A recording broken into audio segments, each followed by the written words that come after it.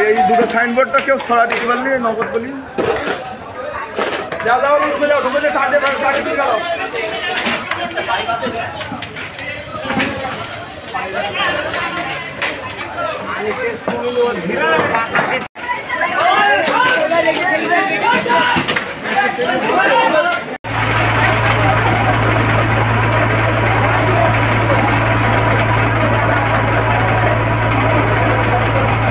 ভাত খেয়ে দোকানে আসার সময় আসছি যখন তখন বাজার দেখি অনেক লোকজন, তখন দেখি সোহাগের দোকানে আগুন লেগেছে, একদম একটানা আগুন জ্বলতে থাকে।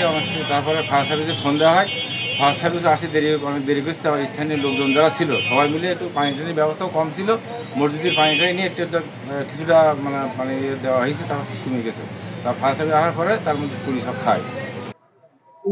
আসার পথে যে যাদের দোকান, যাদের বাড়ির সামনে এসে দেখি ধোয়া, প্রচন্ড ধোয়া, তখন ওখানে কয়েকজন বলে যে দোকান ধরে গেছে। তো দেখলাম ওই জায়গা থেকে আমি বেনাপোল ফায়ার সার্ভিসে ফোন দেয়। বেনাপোল ফায়ার সার্ভিসে ফোন দিলে ওরা আমার কম্পিউটারতে বললো যে সাময়িক বন্ধ আছে। ওখান থেকে আমি কল সেন্টার 999 ফোন দিই। 999 ফোন দিলে ওখান থেকে ওরা জামতলা বা সারসা থানা এটাই চিনতে পারছে না। অনেকক্ষণ ওর সাথে ওই কথা নিয়ে আমার টানাটানি হয়েছে। হওয়ার পরে তারপরে আমি নিজে বলে দিচ্ছি যে যশোর জেলার সারসা থানার জামতলা যখন চিনতে পারছি, তখন হচ্ছে বেনাপোল ফায়ার সার্ভিসের দুটো স্টেশন, ও জায়গায় যে কোনো একটা যে বলে দিলে ওরা জামতলা বাজার চিনতে পারবে।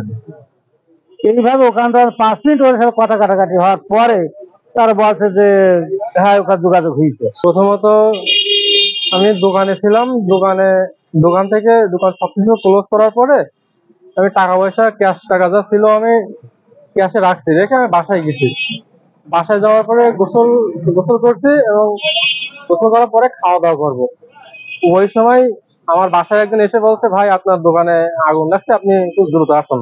আনুমানিক 2:30 2:30 এরকম বাজে। তখন দোকানে আমার মালামাল ছিল, স্টেশনারি প্রোডাক্ট ছিল, কসমেটিক্স প্রোডাক্ট ছিল, এই মালামাল গুলো ছিল। আর পাশাপাশি আর একটা বিকাশের ব্যবসা ছিল। আমার নগদ টাকা ছিল 70,000, আর 35,000 টাকার মতো আমার বাঙালি, গ্রামীণ, রবি আর এয়ারটেল 35,000 টাকার মতো কার্ড ছিল।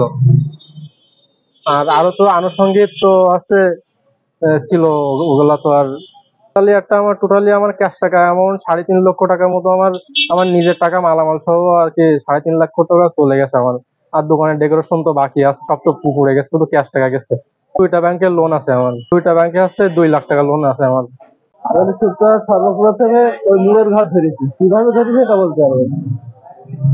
ওই লোক যখন ধরেছে, ধরার পর আগুন যখন জোরে উপর দিয়ে বেরিয়ে গেছে, তখন লোকজন ডাক দিয়েছে। আমি বসেছিলাম, বসে ডাক দেওয়ার পরে তাড়াতাড়ি এসে দেখি 3টে ঘরে উপরে ধরে গেছে।